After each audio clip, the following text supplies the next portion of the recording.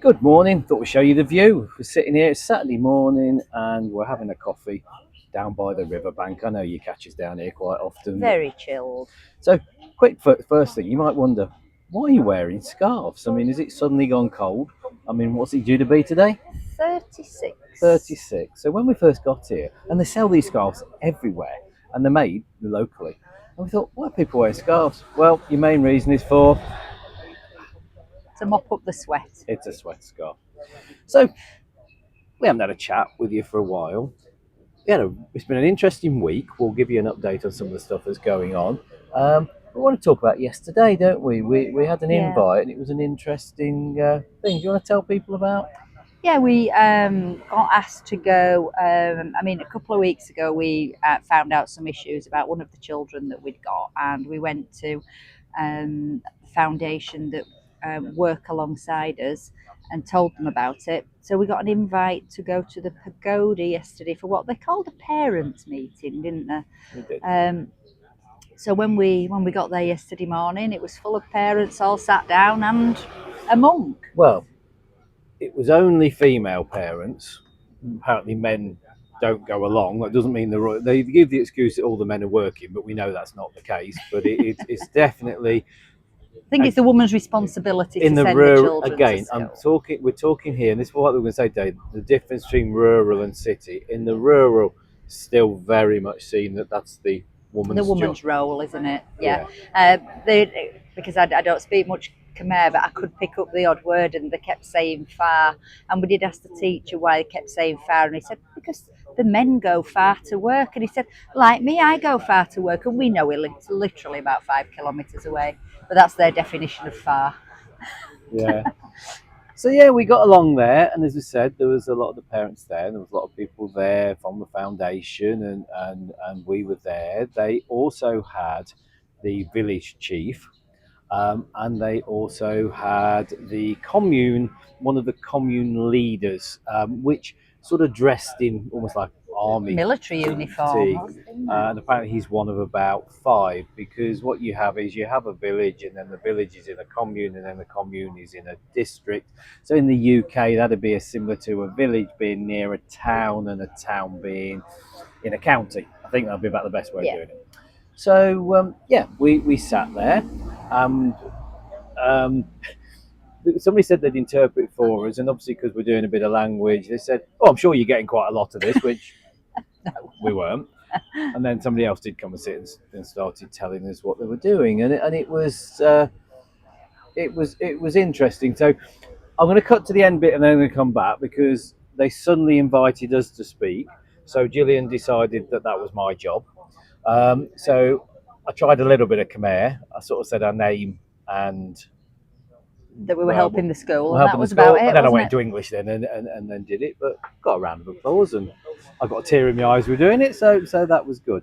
But anyway, we learned so much, didn't we?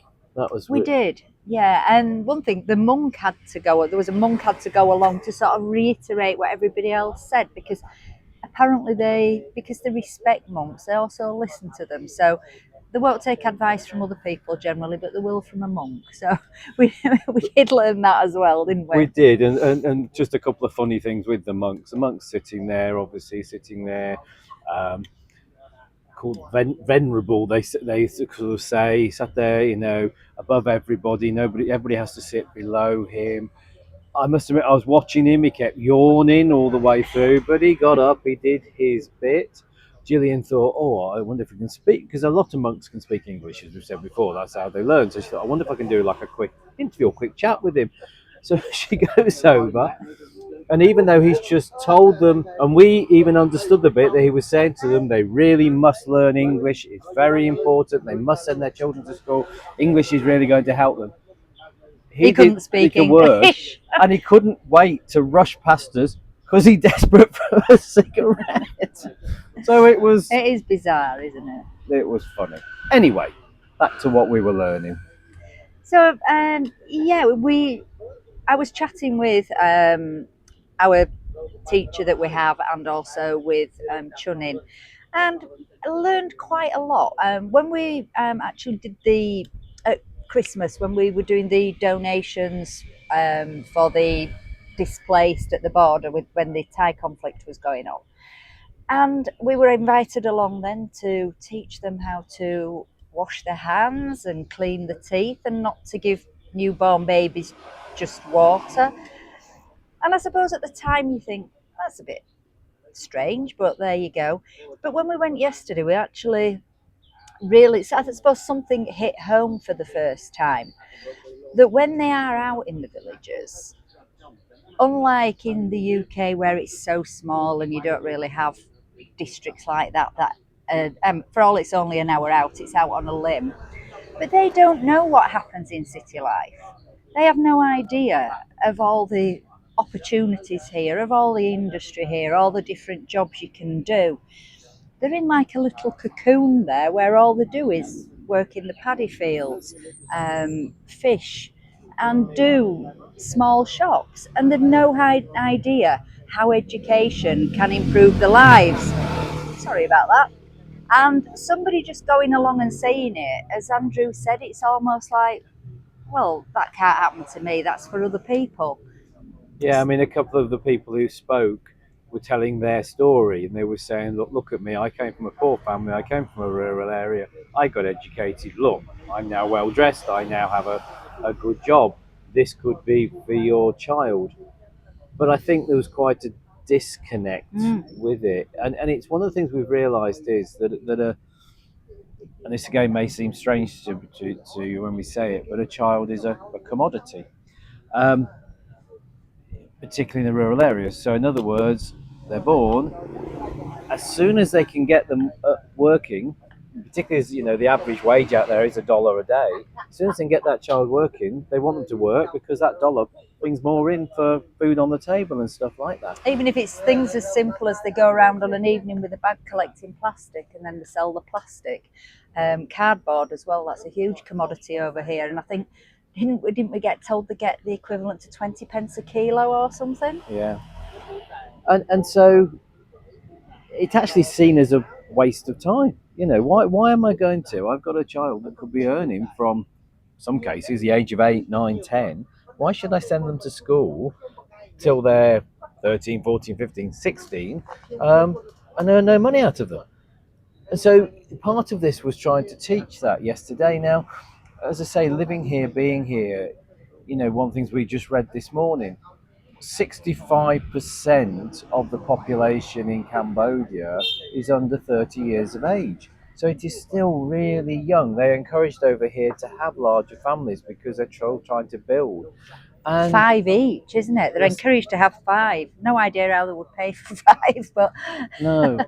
So yeah, to sit there and see you'd got probably 50, 60 mothers there, grandmothers there, and you got several people from the foundation. You got as we've said, the village chief, the commune chief, and the monk, all standing up and saying, educate your child, educate your child. You really need to encourage them to go to school. And again, it is against the law to not send them now, but it's very, very difficult to enforce when you get out into the rural areas. So that's part of the job of what I suppose we've been trying to do, and realise that the things that have got to change. But we went back and we were thinking to ourselves, because I got asked the other day what age I was when I started work, and I was 16. I literally left school and went to work. And you were the same, weren't you? And when we left school in the UK, that was the norm. Well, it's not the norm anymore. Children don't even go to work now. Generally, they go on to some kind of education or vocational training or something like that. It's going to take, and here in the city, that's similar. People generally don't go to work in the city. They is where they've got the chance to go to college, and they've got the chance to learn and do other stuff. And they even go to school here on a Saturday. They go to school Saturday. Some go Sunday. The university we used to live, that busiest time for that was at night time and the weekends. People would take as much opportunity as they can to learn in the city, but out in the rural, it doesn't. So yeah, it was fascinating. There was a couple of other bits because they're looking at new places to move the school, and also look at other things. And so we when we go to the primary school, it has two villages. So the first one we were there, the village chief we've met quite a few times. Um, but one of the areas we were looking was in the next door village.